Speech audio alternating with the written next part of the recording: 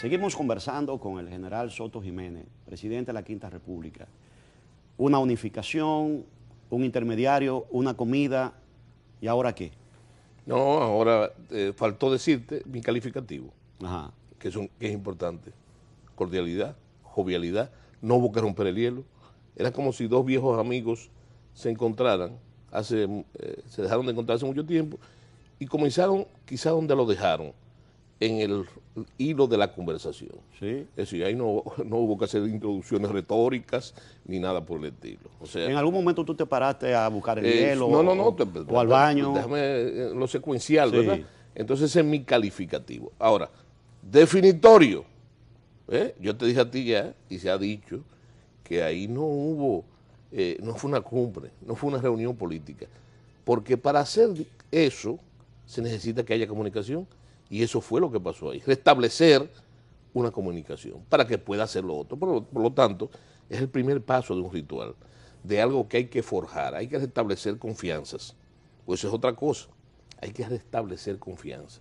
Ya se restableció la comunicación. Entonces, ahora viene eso. Si tú oyes los dos discursos de los dos, tú vas a ver que están diciendo lo mismo.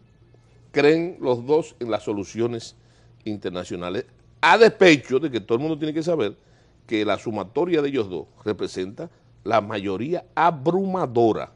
Prácticamente absoluta. Absoluta en el PRD. Entonces, que haya un acuerdo o que hablan en pos de la unidad del PRD es lo más natural. Esa es la función de los dirigentes. Por supuesto. Y con el peso de ambos dirigentes que tienen ellos. Entonces, ¿ya se está pautada alguna otra reunión? eso te iba a decir. El calificativo trae a otra cosa. ¿Cuál fue el producto entonces? Se restableció la comunicación. Y el gran producto fue que acordaron que en la proximidad, próximamente, se va a hacer una reunión, otra reunión de ellos para tratar los temas nodales. Por eso es que en las actividades la gente no lo comprende, ¿verdad? Porque la gente... Temas nodales, hay que hablar de una amnistía general. No, hay que hablar, sí, pero yo no te puedo decir lo que no se habló. No. Ya entrando dentro del análisis...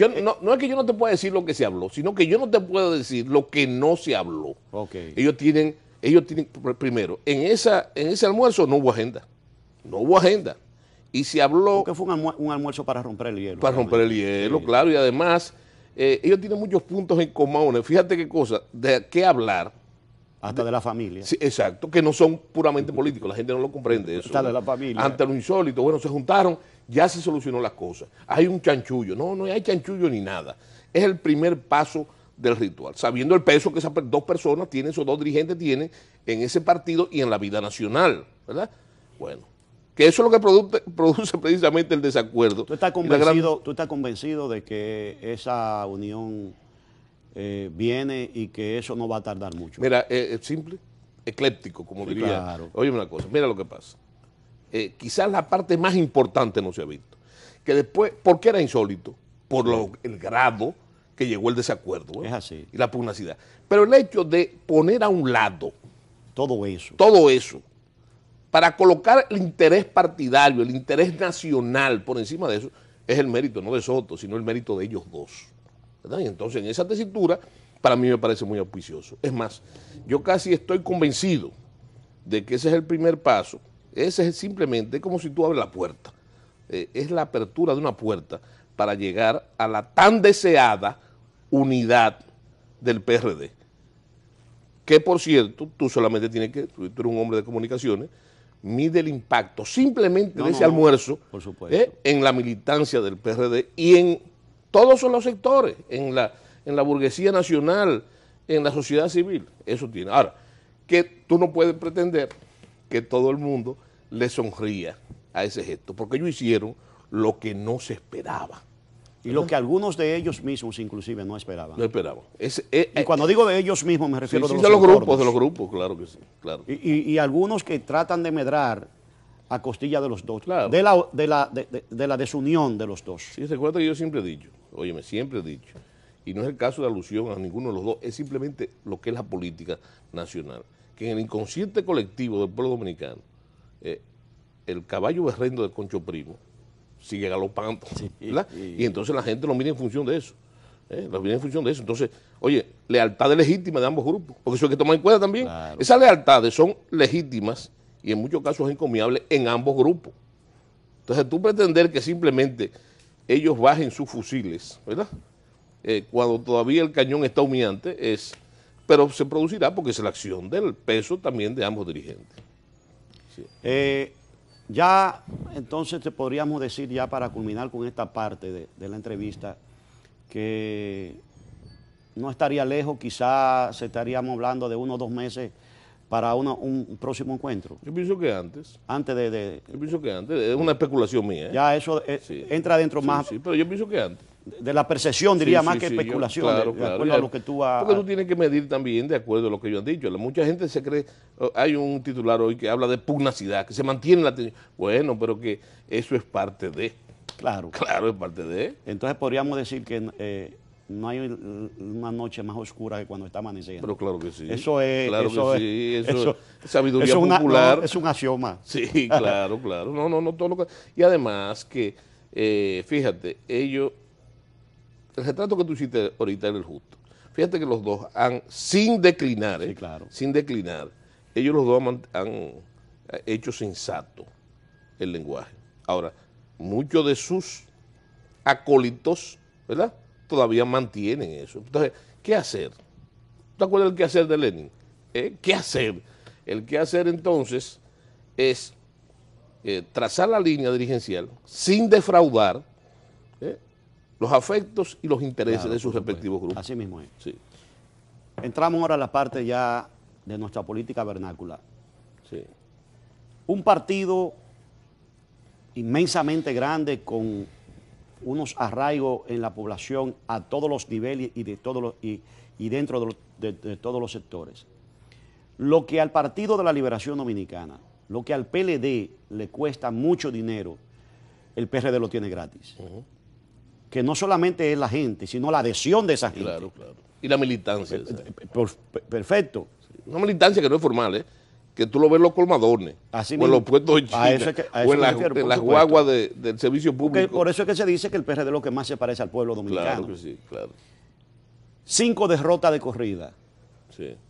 Un partido que no baja del 47%. Sí. Un partido de la Liberación Dominicana con un amalgama de liderazgo importante, comenzando con el principal líder de la nación, que ahora mismo se llama Leonel Fernández. Sí. Frente a este cuadro, ¿cómo tú visualizas, y sobre todo el quehacer de la gestión de Danilo Medina, tú visualizas el próximo año? Mira, para no irnos muy lejos. Sí, la situación del país es difícil, sumamente difícil. Hay un constreñimiento económico, el presidente Medina está cargado de buenas intenciones, hay cosas que han pasado producto de la propia desunión o la perturbación del PRD que no debieron pasar como han pasado. Es el peso, y ahí está el peligro, el peso de la concentración de poder institucional que tiene en los poderes del Estado el Partido de la Liberación Dominicana, ¿verdad? Por ejemplo, el paquete fiscal no debió pasar tan expedito como pasó. Si hubiese existido un PRD cohesionado en ese momento, no hubiese pasado así. Hay otros temas nodales del país, de la vida del país, entre ellos la seguridad ciudadana, el problema de la postración del campo, que el presidente está tratando de hacer consciente de que esa es la principal fuente de riqueza del país, como siempre ha sido, ¿verdad? Ya con otros matices, la agropecuaria, como tú quieres decirlo. Bueno, entonces yo... el peso de Leonel Fernández, no solamente a lo interno de su partido. Todos sabemos que yo revelaba en esta misma semana, la última reunión del comité político, cuando el presidente de la República, Danilo Medina, le planteaba a ese organismo la necesidad, la imperiosidad de crear definitivamente la ley de partidos políticos y la ley electoral, a lo que el propio presidente Leonel Fernández entendía que era una especie de golpe de Estado, partiendo del hecho simple. Esa ley le quita poder a los presidentes de turno de los diferentes partidos que yo he dicho, en muchas ocasiones se han convertido en dictaduras contemporáneas en tiempos de democracia, aún con esta democracia incipiente. Partiendo de esa realidad, el papel de Leonel Fernández en el proceso venidero de las elecciones. Mira, tú sabes que ante lo que yo te dije a ti ahorita del mayor proyecto conservador continuista de la historia, Sí. El presidente Fernández piensa que ese es el proyecto histórico del PLD, ¿verdad? Ahora, hay peligros, porque cuando los poderes del Estado, cuando el poder está desequilibrado, o sea, como dice el campesino, la carga todo de un lado, históricamente las fuerzas políticas y hasta los dirigentes no han sabido administrarlo, ¿verdad? Entonces no es simplemente que pierdan el poder, ¿verdad?, en la alternabilidad como debe ser, sino el daño que eso le puede hacer al país. De ahí la importancia de la oposición. Pero mira, tú tocaste, fíjate en una cosa, porque nosotros estamos acostumbrados a la irracionalidad. Sin embargo, todos sabemos que la racionalidad en política es muy importante. Es como nosotros tenemos, yo digo siempre, que el mayor pecado, el mayor insulto que a ti te pueden hacer, a ti, es que te digan teórico. El que le dicen teórico y no pelea en esta cultura, ¿verdad?, diferente a otra, óyeme, tiene que tener la sangre de Marco, pero es así. Ahora, la política se ha ido racionalizando y te lo voy a explicar, a despecho de lo que se sigue haciendo. Mira, tú no has oído ese discurso permanente, óyeme, y la inquietud y las visitas del ingeniero Miguel Vargas Maldonado, el presidente del PRD, casi obsesivo con el tema de la ley de partido. Porque él sabe, como tú insinuaste hace un momentico y lo has dicho, yo te he oído, eso es un instrumento letal, Claro. o muy provechoso para ellos para continuar en el poder. Entonces, esa es de las cosas que hay que hacer en ese año que tú estás refiriendo. Hay que preparar las condiciones. Yo lo veo desde el punto de vista naturalmente militar. Y recuerda que la estrategia militar, no hay tres estrategias, es una sola. No hay estrategia política, estrategia de marketing, no, eso viene en todos los principios de la guerra, como decía Clausio.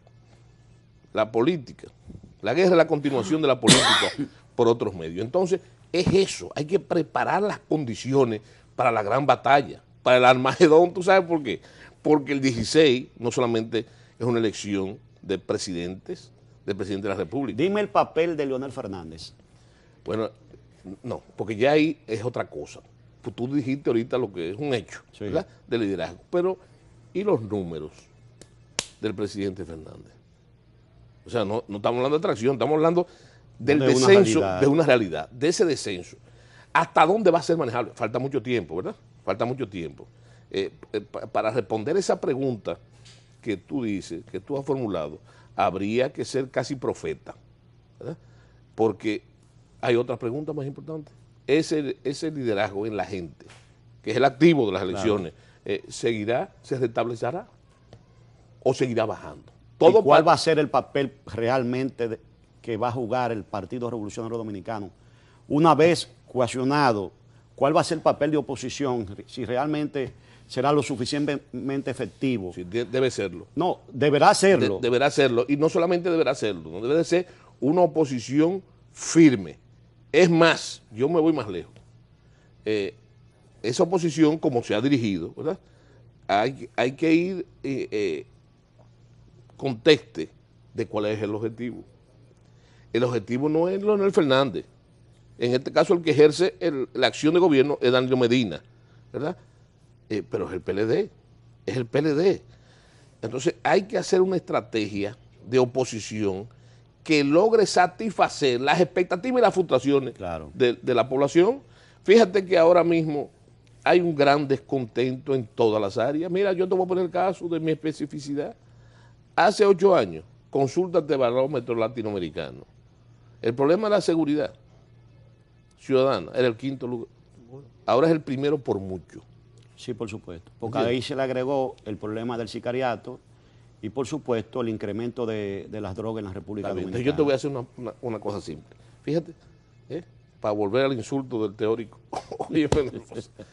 Óyeme, ¿tú crees que es posible que siendo 3 las funciones, y te voy a hacer esta observación, ¿cuáles son las funciones de un gobierno? Son muchas, pero son 3 básicamente. Y las 3 principales son principales porque el contribuyente paga por ellas. salud, Comida. educación, Y comida. ¿no? Y seguridad. Esas son las tres según la doctrina. Ahora, fíjate que esas son las tres cosas que están seriamente quebrantadas en la República Dominicana. Seriamente quebrantadas. Bueno, la presidenta del Colegio de Abogados del Colegio Médico de la República Dominicana ha dicho que el sistema de salud en la República Dominicana ha colapsado. Sí. Y la verdad es que cuando uno ve, no estamos hablando de los hospitales solamente, estamos hablando del sistema de salud. Sí. Y las implicaciones que ha tenido el sistema de salud y los concernientes a la ARS, que se han convertido más en bancos comerciales, precisamente por eso ahora somos clientes, no pacientes, y una superintendencia de salud jugando a otra cosa que no sea precisamente a lo que tiene que ser, y del lado de lo que no tenía que estar. Sí. Bueno, entonces ahora nos vamos a la otra arista que tú hablabas, que tiene que ver con la seguridad ciudadana, Sí, grave. que, como tú bien señalas, la gente percibe, intuye, y cada vez que una embajada o un país extranjero les recomienda a sus nacionales a la hora de venir a la República Dominicana, es una situación delicada. Tomar las precauciones. Partiendo de que tú sabes que parte de los dólares vienen a través del turismo. Claro. No, y han pasado cosas insólitas. Déjame decirte, por ejemplo, ¿cómo tú catalogas el hecho de que, por ejemplo, un reciente, que un autobús con unos turistas fue asaltado completo? Bueno, porque a plena luz del día. Porque nosotros estamos llegando ahí. Yo decía hace mucho, Sí. en lo concerniente a que el sector empresarial, que no ha querido poner su cuota de sacrificio en este duro núcleo de nuestra colectiva llamado democracia, cuando comenzaba a entrársele a las grandes torres de la República Dominicana, sobre todo en la Nacaona, se iban a dar cuenta que realmente no hicieron muchas cosas para parar eso.